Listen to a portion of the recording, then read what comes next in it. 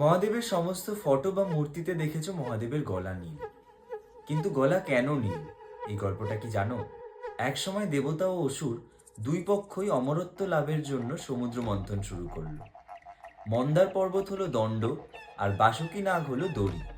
কিন্তু অমৃত বের হওয়ার আগেই সমুদ্র গর্ভ থেকে বেরিয়ে এলো এক ভয়ঙ্কর বিষ, যে বিষের এক ফোঁটায় পুরো ত্রিলোক ধ্বংস হয়ে যেতে পারে। দেবতারা পালাতে লাগলেন, সমস্ত অসুররাও ভয়ে স্তব্ধ।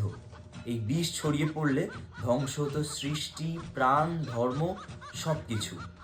তখন সবাই গেলেন একজনের কাছে, যিনি এই সৃষ্টি ও লয়ের ঊর্ধ্বে, মহাদেব। মহাদেব বুঝলেন এই বিষ পান না করলে পৃথিবীকে বাঁচানো সম্ভব নয়।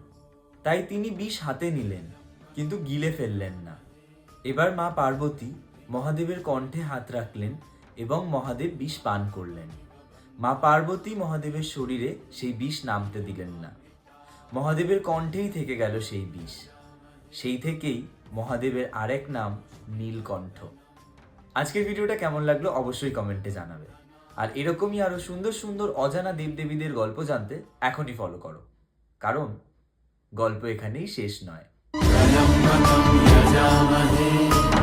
সুগন্ধিম পুষ্টিবর্ধনম